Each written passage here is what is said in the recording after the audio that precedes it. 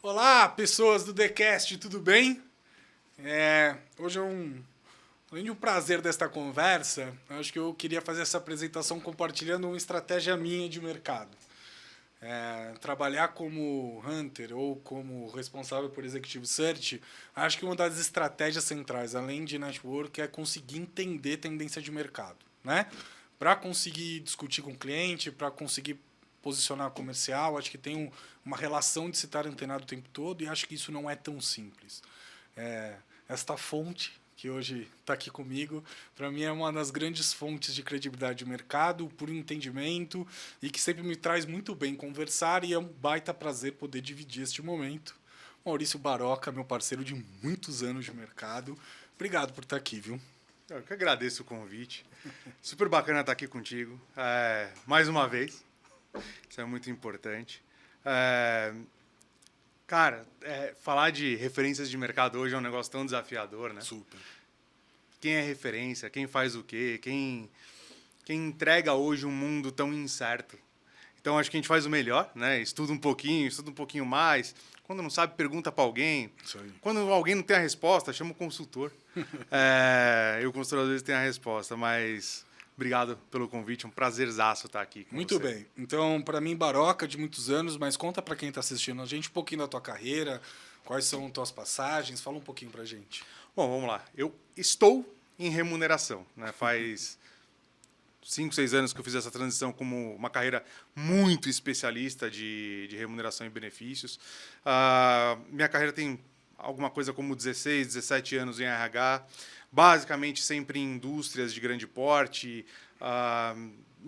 majoritariamente multinacionais também, com características de serem sempre ostensivas em número de pessoas. Então, isso faz com que eu tenha a sorte de ter vivido diferentes momentos da economia, diferentes momentos do país, o que me trouxe até aqui. Então, com algumas passagens aí de treinamento, desenvolvimento, já sentei na cadeira de headhunter por um tempinho na vida também, até descobri que meu propósito estava mais desse lado da mesa do que na consultoria. Aí hoje, né, depois de várias passagens aí, eu estou como gerente de remuneração Brasil e como consultor para 2 negócios da Unilever América Latina. Muito bem. E aí, acho que esta primeira pergunta vem muito do nossa conversa, puxa, desde 2020, entendendo como é que fica o mercado e principalmente a relação com o colaborador pós-pandemia, dentro, a gente já vinha discutindo isso antes, né? A minha provocação é rentabilidade do colaborador na relação empresa-colaborador, isso vem mudando significativamente, ao ponto lá na pandemia da gente olhar como uma tendência, mas acho que agora a gente já tem pesquisas concretas que vão indicando isto, onde eu percebo isso na minha prática direto é quando eu vou discutir uma offer de mercado, o que antes era uma provocação de rentabilidade, olhando o ganho, né, qual que é o percentual financeiro que se tem na minha mudança, ou qual é o complemento de benefício que se tem, hoje nessa relação de nova posição ou de nova posição de mercado, nesta rentabilidade entra uma parte pessoal, que durante muitas vezes isso não aparecia na discussão e que lá na pandemia, quando a gente gravou a primeira vez, eu lembro que a gente levou isso na discussão. Como é que está enxergando isso, Baroca? De fato, quando a gente pensa numa offer, entra vida pessoal, entra modelos de atuação, híbrido. Como é que você, na cadeira de remuneração, vem lidando em pensar essa rentabilidade para o colaborador na relação produtiva? Se eu tivesse essa resposta, eu estava milionário. Vamos começar daí a premissa. Né? Sim,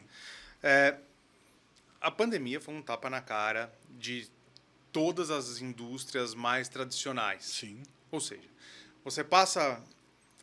E aí, né, não vamos. Acho que se a gente entrar nessa área, a gente vai ficar 8 dias, nem 8 horas, 8 dias falando aqui sobre construção social do trabalho, as relações de trabalho, como que o Brasil é diferente de uma Europa e tudo mais. Mas o fato é que o mundo apanhou. Sim. E o mundo não sabia o que fazer lá em 2020. Só te dar um exemplo pessoal. Em 2020 eu tinha férias compradas para a Itália. Eu ia fazer um passeio com os meus pais, minha esposa, todo mundo para a Itália, e estava marcado para março de 2020. Só em março de 2020. Só em março Quando de o mundo 2020. fechou. Era a passagem, estava em março. 16 de março. Não, desculpa, abril de 2020. Estava marcada a passagem, para abril de 2020. Eu lembro que a gente falava, não vai dar nada. Lá no outro continente. Cancela a passagem, vai tudo bem. Até que veio o tal do lockdown. Sim. Isso transformou a vida das pessoas, e transformou a vida das pessoas em diversas maneiras. E aí você me fala de rentabilidade, vamos pensar isso junto. Grana, ela fez muita diferença. Sim. E ela trouxe muito à flor da pele as diferenças sociais que existem no Brasil. Uhum. Então, quando você me faz essa pergunta, eu te falo rentabilidade para quem? Para o blue collar, né? Para o operacional que não teve o privilégio que a maioria de nós, cidadãos paulistanos, que trabalhamos num corporativo e temos notebook, tivemos de ficar em casa? Será que a vida dele, a rentabilidade dele foi afetada? Ou será que a percepção de valor sobre remuneração dele mudou? Minha resposta pronta para isso é não. Porque ele nunca mudou. Ele só viveu a crise mesmo. Sim. Ele expôs a sua vida enquanto a gente teve o privilégio de não precisar expor as nossas. Mas para esse público que teve um impacto, sim, mudou demais. E a gente descobriu um trabalho sem fronteiras. E a gente descobriu que não precisava estar com o bumbum sentado na cadeira na frente do chefe. E a gente descobriu que dava para trabalhar na praia. A gente descobriu que dava para morar muito mais barato do que esse metro quadrado que a gente paga aqui em Moema. Sim. E a gente descobriu o tal do valor do benefício. A gente descobriu que as empresas que foram mais rápidas e botaram uma telemedicina, né, tiveram a oportunidade de botar uma telemedicina, que não expunha pessoas que não precisavam tomar risco nenhum de ir até o hospital, fazer uma consulta na tela do celular, e isso também como uma evolução médica, Uhum. Permanece até hoje. A gente dizia, né, lá também em 2020, não, quando acabar, tudo vai voltar ao normal. Então eu te pergunto, por que a minha telemedicina continua com números similares ao que eles eram? Sim. Sim. Por que ninguém mais está afim de pegar trânsito para ir para o escritório? Isso eu falava lá atrás, em 2000, talvez você lembre de eu falar um pouco disso. Eu falava, vamos voltar a hora que acabar a pandemia, as pessoas vão estar mais... vai querer se encontrar, sentir falta. E eu dizia isso lá atrás, eu falava, até pegar o primeiro trânsito, a primeira chuva. Sim. As primeiras grandes 2 horas para você deslocar 5 quilômetros. Nesse dia, você vai lembrar que trabalhar de casa é muito mais maneiro. E que você vai 1, 2 vezes por semana, você consegue fazer as mesmas coisas. Então, voltando à tua pergunta, sim. Para esse público, mudou completamente. E não é aceito que você trabalhe 100% do tempo dentro de um escritório, nos modelos muito tradicionais. Tá, e mesmo a relação de benefício, né?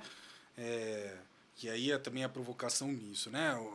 E a gente está falando da telemedicina e acho que a gente tem referências de como isto vem crescendo e os produtos digitais dentro da área de saúde cada vez mais.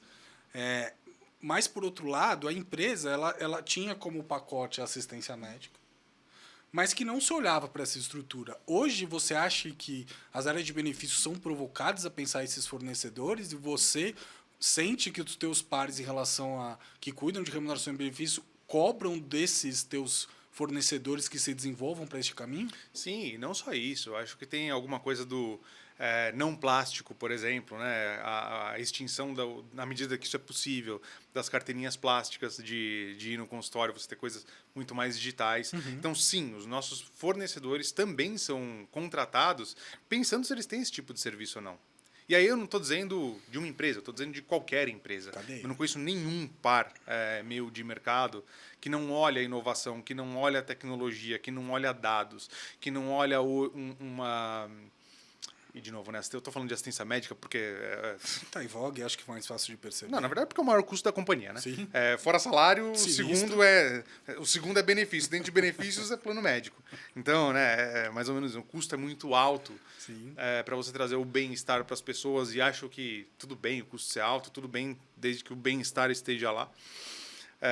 Mas não dá para falar de fornecedor hoje que não te dá dado em tempo real. Não dá para falar de serviço de atendimento que não seja alguma coisa muito próxima da excelência. Não dá para não falar em experiência das pessoas vivendo. Não dá para falar para você ter uma burocracia de reembolso, por exemplo, cara, é a nota e cara, tem que ser mais rápido, tem que ser digital, tem que ser na mão. E o número disso tem que alimentar alguma coisa que você veja em tempo real o seu consumo para você tomar atitudes mais rápidas quanto aos benefícios que você está gerindo e montar a sua carteira e sua estratégia de benefícios. De novo, isso é perceptível pelo colaborador.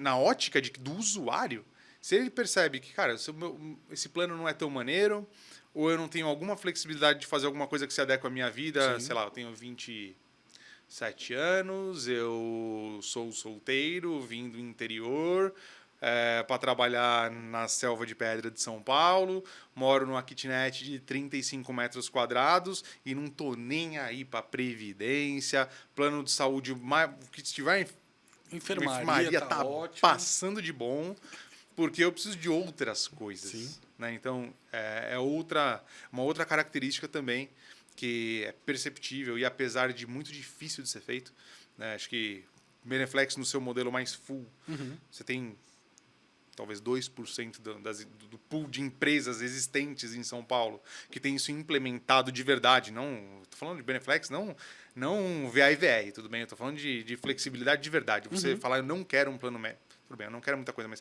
eu tenho um plano médico muito básico para eu carregar em outras coisas, ou pelo contrário, não quero ter mais nada que não seja plano médico e ter o plano médico mais legal, porque isso para mim vai fazer toda a diferença, porque eu quero engravidar, porque preciso fazer um tratamento XPTO, eu tenho um filho com uma doença rara, enfim. São diferenciais de mercado e eles foram alavancados e extrapolados pela pandemia. Muito bem. E aí, provocando, acho que um pouco disso, e aí pegando um gancho, é isso. Tem um conceito que se fala do cuidado ao colaborador que ganhou febre, né? Porque, do mesmo jeito que se faz a transformação, tem muita gente que surfa numa onda de conceitos. E eu brinco sempre, já falei isso aqui algumas vezes, é só abrir o LinkedIn e a quantidade de pessoas que vem falando sobre esse conceito, mas que a hora que você minera um pouco mais, qual é a prática deste conceito, e aí você tem a sociedade do espetáculo muito clara, né? Uma das grandes olhares sobre esta adequação se por um lado a gente olha o olhar ao colaborador, a visão dele de vida, entendimento na relação, quando eu vou entrevistar as pessoas, eu ainda enxergo no mercado assim, eu consigo a minha promoção a partir do momento que eu recebo uma oferta de mercado e eu trago isso para dentro da mesa e a empresa cobre isto e me dá a minha promoção. Né? Onde você viu isso? Quase nunca a gente enxerga isto. Por que a gente não consegue evoluir isso como tendência de mercado? As empresas ainda promovem grande parte dos talentos no momento da perda, no momento da ruptura, e não durante o processo. Por que a gente não evolui isso se a gente fala tanto que o mercado está cuidadoso, que está olhando para o colaborador, que está retendo talentos, que a gente olha isto, mas quando a gente olha para trás do bastidor, grande parte das promoções ocorre no momento da ruptura? Tem algumas óticas pelas quais você pode olhar. Tá. Primeiro, a construção social do trabalho. Né? Tá. Então, vamos falar. Brasil. Qual a característica de Brasil? O Brasil, você dá graças a Deus por ter um emprego. Sim. Tudo bem? Você é um privilegiado. Sim. Se você trabalha em um escritório, num ar-condicionado, dentro de uma lógica que pode ir muito perto ou do dono, ou de um acionista, ou de uma loja para empresas mais globais, reportando para fora e tudo mais. Então, isso é uma parte da história que traz um certo glamour. E esse glamour tem um preço. Se você sai um pouco... E aí eu vou chegar no ponto dos porquês. Você sai um pouco de Brasil, vai para mercados mais maduros, onde talvez a sua necessidade de pessoal é mais importante do que o trabalho, porque você sabe que você tem emprego, que é outra característica de Brasil. Não necessariamente você tem um emprego, a taxa de desemprego é alta. Sim. Você vai para lugares com taxa de desemprego muito menores e que importam o emprego, e você escolhe onde você quer, talvez não seja tão assim. né? Talvez, então, essa é uma perspectiva social, para mim, é uma das grandes alavancas. A segunda grande alavanca é que o cobertor é curto. Sim. Você não tem dinheiro infinito. De novo, não estou sem inferir, né, sem falar, não é sobre uma companhia, mas é sobre o mercado. Você tem um monte de expectativas de distribuição de lucros. Sim. Então você tem o seu shareholder, você tem o seu conselho diretivo, e aí eu estou falando de CEOs, N-1, tudo mais, de rentabilidades e distribuição. Não dá para todo mundo. Então, se você me falar, todo mundo passa por isso? Eu digo não. Não é todo mundo que passa, mas o que sai no LinkedIn É isso. é isso. É quem está mais insatisfeito. E é óbvio. Toda gestão é ruim de talentos? Não acho. Não acho. Mas a gente se perde. A gente se perde muito na confiança. Não. Eu percebo que o Baroca está aqui, está dentro. Ele está feliz. Sim. Esse KPI é sensacional, cara. Ele está feliz. Por que eu vou gastar dinheiro com quem está feliz? Sim. Você vai gastar dinheiro porque ele vai ficar triste. E você vai gastar dinheiro, isso há algum tempo que eu estou em posições de gestão, eu discuto muito fazer o antecipado, né? Falar, cara, sério que a gente vai esperar? Eu tomava muito pushback de gestão. E, de novo, é cultural. Pô, mas você sabe se está tateando o mercado? Você sabe se a pessoa... né? Eu vou usar o exemplo... Para mim, o personagem é o Zé, tá? Todo mundo a gente vai chamar de Zé aqui. Tá bom. Você sabe se Zé está tateando o mercado? Você sabe se Zé está recebendo ofertas? Você falou, cara, não me interessa se Zé está recebendo ofertas. Zé vale X na nossa organização. Dentro da nossa organização, ele entrega para valer esse X. O que me impede de pagar esse X? Sim. Tudo bem, se eu tenho um problema de crise financeira, é outro papo, outro assunto. Estamos juntos na crise, mas não tenho crise, estou num cenário estável, eu tenho que pagar o que Zé merece. Isso é tão grave que a lógica não é só da retenção ali que eu busco. Eu falo até isso, vou expandir esse papo. Como é que você vai trazer equidade se você só olha para o salário? Uhum. Você não vai trazer. Enquanto você não olha quanto vale a cadeira e você olha quanto vale Zé ou Maria, você não consegue equidade. Você não consegue falar, olha, por que a gente tem problemas graves aí, né? E aí o assédio sobre mulheres, né? É maluco isso. Tem ondas em empresas que vão às caças, né? A caça das minorias, as caças das diversidades e tudo mais. E quando vai com muita sede. Super. Pagando o que quiser. Então, você, mulher que está mal paga, você tem uma grande chance, uma chance de ouro. Eu diria agarra, porque não perde não. Porque se ninguém olhou para você e o mercado está olhando, vai. Ou pelo menos ouve. Sim. Não perde seu tempo enquanto você fica naquela graça do não, mas está feliz, fulano está bem. Não. Você tem um valor de mercado. E você vai trazer equidade quando você começar a tratar as pessoas quanto que elas valem para a organização. Você pagar quanto que elas entregam de volta para a organização. E não só quanto que o mercado diz que Vincenzo vale ou que Baroca vale. Muito bem. E aí, provocando um gancho, e aí, buscando as minhas origens, tá? A minha origem, em algum momento, aí eu vou trazer um conflito para a gente pensar como gancho de mercado, mas trazendo a vivência, né? O Baroca, como eu falei, hoje, remuneração, então está olhando dentro de recursos humanos, subsistema de remuneração e benefício, e eu, se estivesse no subsistema, estaria olhando o talent, né? Então, eu vou olhar para o mercado para tentar trazer qual é a posição que ele está dentro, e o Baroca é quem vai calcular o valor da cadeira dentro da companhia. Ok? Cada vez mais, Baroca, e aí queria ver esse teu olhar como tendência de mundo, tendência de mercado, e o que você enxerga como isso. Durante muito tempo, criou-se a visão especialista de que eu, como especialista de talent ou de search, eu conseguiria olhar para o mercado e trazer para você a visão que você, como remuneração, não teria, porque você está olhando só para dentro da casinha e não está olhando para o mercado. É óbvio que você vai olhar algumas linhas de economia, mas você não vai pesquisar continuamente a área de talent está olhando mais. Como é que você está olhando este RH futuro como especialista? E aí, saindo do RH e também olhando como tendência global de remuneração, como é que você olha esta relação especialista, não especialista? Como é que você acha que é esse desenho futuro de carreira? Deixa eu fazer uma pausa Todas. aqui. Isso que você traz acho que é o principal conflito Sim. dentro de RH, dentro de uma organização. O RH aprendeu, e eu não sei exatamente em que ponto isso aconteceu, mas ele aprendeu a trabalhar muito bem em silos. Sim. Eu sou bom pra caramba em seleção, em talent acquisition, o nome bonito que eu quiser dar. Sim. E é isso que eu vou fazer para ter sucesso. Sim. Não, eu sou bom pra caramba em remuneração, sou bom pra caramba em treinamento e desenvolvimento. E aqui vamos trabalhar. Mas cara. não só o RH, o fiscal, a mesma o contábil, o planejamento financeiro. É a mesma coisa. É uma coisa. Ele tá falando do nosso mundo, né? Isso aí. E aí eu gosto quando você traz essa promoção e fala, não, o remuneração está olhando para dentro da casinha. Isso aí. Eu te respondo não. Sim. Eu olho muito mais para o mercado do que TA, sobre óticas diferentes. Sim.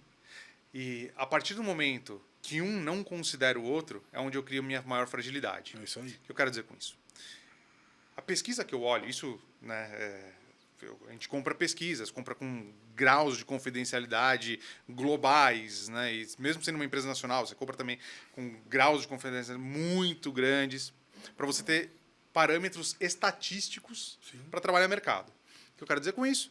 Na prática, remuneração e benefícios através de pesquisa, eu tenho informação que sai na folha de pagamento. Uhum.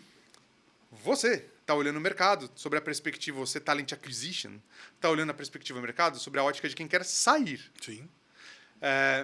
Quem quer sair, o que ele está fazendo? Ele está tradando o salário dele para negociando. conseguir... Ele está numa lógica negocial. Isso aí. Eu estou numa lógica dado. Essas lógicas têm que se complementar. Porque eu posso criar a estratégia mais linda de remuneração. Colocar o meu 100% da faixa no P60 de mercado para dar uma alavancada, broadband de não sei das quantas, pacote de não sei o quê. Quanto vale a cadeira? Quanto eu consigo ser atrativo? O quanto que eu estou cego ou estou não considerando uma lista com 200 nomes? Eu estou dando exemplos reais de coisas que já aconteceram na minha vida. 200 nomes. Dizendo, nenhum ganha o que você me fala que ele precisa ganhar. É a hora que a gente tem que pôr a mão na cabeça e trabalhar junto. Mas tudo bem. Entendemos que, sei lá, um especialista de FP&A naquele momento, idos de 2018, estava ganhando rios de dinheiro. Sim. E numa pesquisa, eu não conseguia fazer uma pesquisa que pudesse captar isso. Então, a partir do momento que eu começo a trabalhar junto e ampliar a minha visão, e aí eu vou falar pessoalmente, como um profissional que, de novo, eu falei que eu estou em remuneração, eu estou porque eu escolhi e amo o que eu faço. Acho que eu poucas vezes estive tão feliz numa cadeira. Mas eu tenho outras cadeiras. Isso traz uma provocação para dentro do grupo remuneração que é muito legal. Eu falo, bicho, vamos trabalhar junto, senta aqui, TA. Então, mas aí você está propondo um modelo, que é isso que eu queria discutir contigo, onde eu acho que você tem um modelo de RH que eu compartilho, onde eu sempre entendi que mesmo eu sendo talent, eu precisava entender remuneração para ter uma visão sistêmica de negócio. Okay? E foi sempre as provocações que a gente teve. Eu entendo que eu, como RH, se eu conseguir entender a discussão rentável da companhia, melhor eu vou conseguir ter apoio do CFO para a validação do meu projeto. Você entende como carreira futura que o especialista vem perdendo competitividade de mercado? Se ele não abrir a cabeça, sim. Se ele não olhar para os lados, sim. Eu não acho que a cadeira especialista ela vai deixar de acontecer. Porque, de novo, você é especialista por um motivo. Você lida com um volume de dados muito específico, com um networking muito específico e está tudo bem. Sim. Eu acho que é por aí. Mas, qual é a diferença, então, de eu contratar uma consultoria para o lugar do profissional que está sentado na minha organização? Bicho, acabou. É muito mais fácil, muito mais barato eu fazer outsourcing de tudo. O outsourcing todo do TA, remuneração esquece, contrata lá qualquer uma das grandes 3 companhias que a gente conhece. Sim. Treinamento e desenvolvimento, nunca mais. Contrata um monte de empresa que é especialista em fazer isso. Aí você tem o puro especialista. Uhum. O pulo do gato, para mim, está em olhar para os lados, trabalhar junto e negócio, estratégia, em sair do mundo.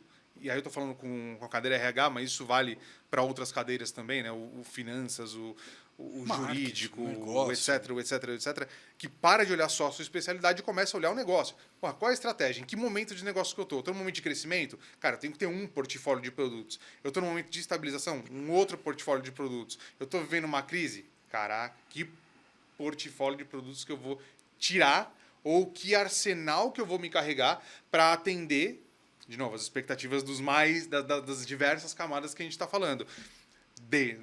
Diretor, VP, CEO, conselho, para quem tem capital aberto, conglomerados, enfim. Tudo é sobre expectativa.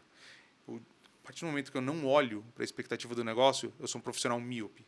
E é mais fácil contratar uma consultoria do que me ter na organização. Claro, claro. E aí, só para a gente traduzir, porque eu acho que tem uma frase que o Baroca está trazendo, muito do contexto dele e de como se pensa isso, mas é engraçado. Isto não é tão manifesto, né? Que é o valor da cadeira. Quanto vale o valor da cadeira? Né? Que aí, por trás disso, para quem escuta, pode ter uma coisa de olhar a pessoa como número, olhar como referencial e lembrando que a companhia está pela lucratividade, ok? Ninguém trabalha de graça, ninguém está para trabalhar em qualquer lugar com companhia, mas como é que é isso, Baroca? Como é que eu posso dizer o quanto vale a cadeira de uma pessoa? Eu simplesmente olho para ela e vejo quanto recurso ela traz, porque aí pensando o RH ou uma área que é uma área de serviço, ela não traz um negócio direto. Como é que valoriza-se uma cadeira dentro de uma companhia? É a coisa mais... Por isso que existe uma área de remuneração. Sem dúvida. É a coisa mais difícil que existe, é valoração de cadeira. E especialmente cadeiras de back-office, que a gente fala de... que não geram receita. É muito fácil a gente cair na armadilha do... Vendas é a locomotiva da organização. E é verdade, realmente Sim. é o que traz a grana, é Sim. o que faz a roda girar. Mas vendas não funciona sem a produção. Não tenho dúvida. A produção não funciona sem a estratégia. E essa galera de estratégia é muito mais difícil de pesar, porque ele é responsável por um orçamento ou por um volume de dinheiro indireto. Sim. A primeira pergunta que eu sempre faço é: se essa pessoa não existisse na organização, o que ia acontecer? Teria? Essa pessoa não, desculpa. Deixa eu refrasear isso, porque ficou muito... Se esta cadeira não existisse na organização, qual o impacto que traria? Porque isso, inclusive, trata da existência ou não da cadeira, tudo bem? E a partir daí é que você começa a valoração. Não dá para ser totalmente míope, né? Eu posso valorar quanto quiser, mas se eu não olhar um pouquinho de mercado, que é o exemplo que eu dei um pouquinho antes, às vezes a cadeira ela só tem o valor que ela tem porque ela tem. Eu vou dar exemplo muito clássico agora, né, que todo mundo está vivendo. Quanto vale uma cadeira de um data scientist? Sim. Quanto vale? Sim. Qual é a performance que ele traz? A gente sabe qual é a performance. Pô, traz agilidade, traz dados. Eu reduzo talvez 5, 6 pessoas num time que tinha 15, 10, porque eu tenho dado num one-page para tomar uma decisão rápida. Esse cara ele é muito, mas muito valioso na organização. Só que você cria as inflações, né? Sim. Além dele ser muito valioso para minha organização, ele pode ter um peso na minha organização. Mas se eu não pagar o que o mercado paga, eu não vou ter o cara. Se eu não tiver o cara, eu tenho um impacto. Então, tá aí a pegadinha para mim As de quanto vale a layoffs também cadeira. falam disso, né? No sentido de como se tornou relevante a cadeira de tecnologia. E aí pensando em todos os recortes dela. E olhando algumas cadeiras, que é isso, assim, com pleno, com salário super inflacionado, né? E que é óbvio que frente à demanda de aceleração de tecnológica e necessidade das empresas ganharem a parte de tecnologia, a procura de mercado era absurda, mas que em algum momento olhava-se de fora e falava assim, cara, isso em algum momento vai parar. Porque imaginar que a gente vai conseguir ampliar as equipes nesta faixa de remuneração é meio desproporcional, né? E parte das layoffs, eu entendo que um dos recortes, e até a gente teve uma conversa com o CHRO da Cortex, onde ele fala muito isso, assim, né? Tem uma readequação deste mercado, que teve um inflacionamento pela pandemia, pela tendência do que se tornou a tecnologia, mas que em algum momento isto viria para uma realidade comum diferente. Não? Não tão cedo. Tá bom. E não tão cedo pelas características do trabalho, as características do trabalho dessas pessoas. Tá. Vamos lá. Onde está a barreira de trabalho desse cara? Qual é a fronteira? Nenhuma. Nenhuma. Exato. A gente perdeu, numa experiência após uma empresa anterior que eu trabalhava, a gente perdeu um cara de tecnologia, claro, que o escopo dele era sensacional. Ele ia trabalhar para uma empresa, agora não lembro o país da Europa, sentado no Brasil, atendendo o Canadá, ganhando em euros. Cara, por pior que seja o salário desse cara, em euros, quanto você acha que isso vale para quem não se mexeu? Ele continuou lá no interior Fazendo a do mesma Brasil, fazendo a coisa. mesma coisa que ele fazia. Então, assim, quanto vale? E não é tão cedo, porque tem uma defasagem profissional global desses caras. O grande ponto é que não tem espaço para todo mundo também. Sim. Né? Mas a déficit de profissional. A gente viveu isso na década de 80. Agora vai me fugir data, mas até porque é anterior à minha. Mas de engenharia, profissionais de engenharia. Quando eu comecei a recrutar, o engenheiro... Já trouxe esse exemplo aqui de... Eu tinha posições onde esse engenheiro ele tinha... Na década de 80. Eu nem sou tão velho assim quanto você. Mas... na década de 80, você contratava um engenheiro projetista, um engenheiro civil, ele tinha de atuação de projeto 7 meses e todos os outros meses ele mantinha-se na folha para não perder esse profissional no mercado. Porque não se tinha o nível de tração, e aquele que dava certo, eles eram mantidos na companhia toda, foi na década de 80. Você acha que é este o mesmo exemplo para cá? É exatamente o mesmo exemplo. Quando você tem déficit, é mercado, né? Você tem déficit de alguma coisa, ela é inflacionada. Sim. Né? Você tem déficit de petróleo, o petróleo sobe. Isso vale para qualquer coisa na vida. É oferta e demanda. Isso é oferta profissional. Então, quando isso vai mudar? Eu ainda acho que vai... Olha... Até a gente equilibrar esse déficit de mercado, é isso? Para mais de 10 anos. É mesmo? Para mais de 10 anos. As pessoas que estão entrando agora, né? Enfim, o tal do Gen Z, né? Adoro geracionais. O tal do Gen Z que está entrando no mercado, ele está começando a se formar agora. Sim. Né? E ele vai custar muito caro. Vai virar bolha? Vai. Não, já estamos. Não, mas não vai estourar. Tudo bem, a bolha é bolha. Quer outro exemplo de bolha? Quando que vai estourar a bolha imobiliária de São Paulo? Não vai. Tá, pois mas há 20 anos que eu ouço que vai estourar a bolha. Vai estourar a bolha do profissional? Não, não vai estourar a bolha do profissional tão cedo. O profissional de engenharia, ainda que ele esteja bastante valorado, é muito menor do que na década de 80. Não tenho dúvida. Ele entrou numa normal. Vai entrar numa normal, mas vai tomar muito tempo. Vai entrar toda essa geração que está aprendendo a fazer programação, que está aprendendo linguagens novas, que nasceu com a internet das coisas. Que não é igual eu e você, que tem que fazer uma automação em casa. Aí fala, caraca, eu tô falando com a Alexa e ela acendeu a luz, irmão. Fantástico, né? Porra, explodiu a cabeça. O meu moleque de 3 anos, ele entra num quarto e fala, Alexa, acender a luz, como se fosse a coisa. Eu lembro que quando eu instalei aquele negócio, ele assim, caraca, olha a revolução no meu mundo. Pra ele, é feijão com arroz. Filho de amigo meu que toca na TV e fala, pô, que ruim. Não mexe. Na TV. Na TV. Quer dizer, horroroso, né? É isso. Então, vai demorar. Essa geração que está entrando é a geração que vai suprir essa demanda e vai demorar pelo menos aí, chutando, fazendo futurologia com uma bola de cristal aqui, pelo menos uns 10 anos para isso voltar a tentar entrar numa normal, como já entrou. Também teve esse déficit em algum momento de profissional de tecnologia. Você lembra do bug do milênio? Olha só, de novo.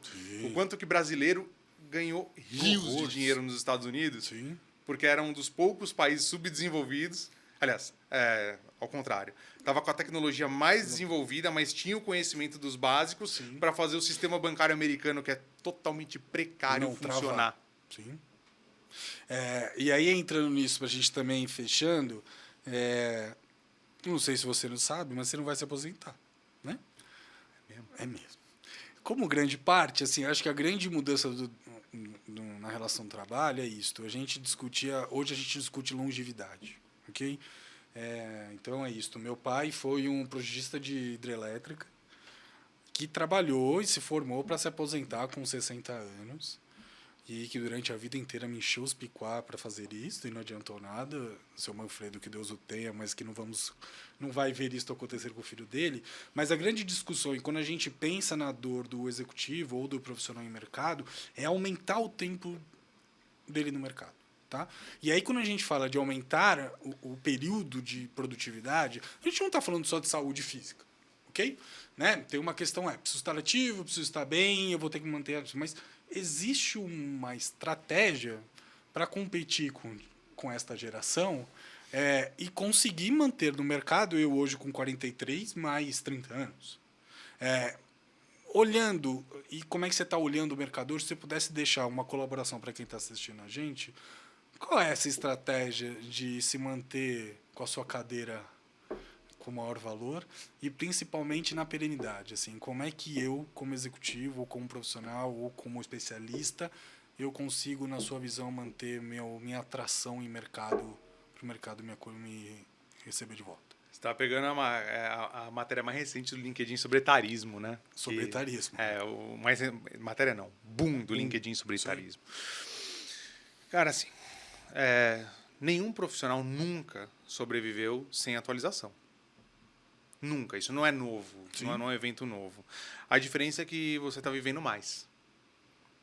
Então, a sua longevidade profissional ela passa primeiro pelo fato de você viver mais. Então, você não vai se aposentar, não é só porque a previdência não funciona, a saúde pública não funciona, qualquer coisa parecida com isso.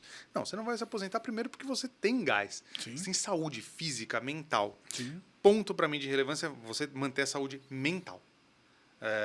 E saúde mental num aspecto super amplo da vida. Eu estou dizendo, cara, no limite, sabe?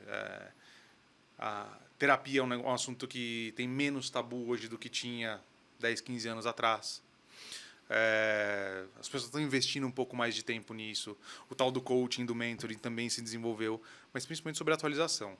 Eu não vou ser... O RH que eu conheci quando eu entrei no mercado há 16 anos atrás não é o mesmo de hoje. E não é o RH de amanhã. Sim. Então, eu, como profissional, eu preciso olhar um pouquinho mais para ter tração do que é o trabalho que eu vou construir.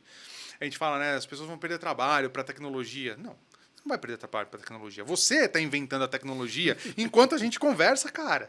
Então, você não pode perder trabalho por uma coisa que você inventou. Sim. Só que você tem que ser o cara que está ali. Claro. Você tem que ser o cara que se atualiza, você tem que ser o cara que busca essa mudança, essa atualização, essa transformação. A inquietude é o que vai te fazer ganhar longevidade. É o que vai fazer você com 45 anos ainda ser competitivo com um moleque de 30 num processo seletivo. Sim. De novo, é essa realidade que a gente vive. Molecada de 30, e aí já falando, né? Deve estar numa posição mais ou menos, os top performers, não sei das quantas, as estrelas das organizações, devem estar beirando, se já não chegaram, sentaram numa cadeira gerencial, ou se elas estão competindo diretamente com você, com um monte de ideia, você sentado no passado, Sim. querendo o bumbum do seu funcionário na cadeira na sua frente. Sim. Esquece. É mudar a cabeça, é expandir o horizonte, é falar do que eu preciso para ser feliz, mas o que a organização precisa para ser sustentável. Muito bem. Baroca, quer deixar suas redes para quem está assistindo a gente? A rede só tem uma relevante, né? O LinkedIn. Então é linkedin.com/Maurício Baroca. Como se escreve mesmo, então como se fala. Pode seguir, mandar mensagem. Você de RH, vai ser um prazer conversar com você. Eu acredito muito no cafezinho com RH. Eu acredito muito na troca de experiência. E é por isso que eu estou aqui hoje com o Vincenzo. Maior prazer. Bom. Muito obrigado, parceiro, por tudo. Assim, acho que é isso. Validando aquilo que eu falei no início. Um prazerzaço. Sempre muito importante para minha carreira poder trocar contigo e ouvir o que você está olhando como mercado. E para quem está assistindo a gente, até a próxima conversa. Acompanhe o TheCast nas nossas redes. Até breve.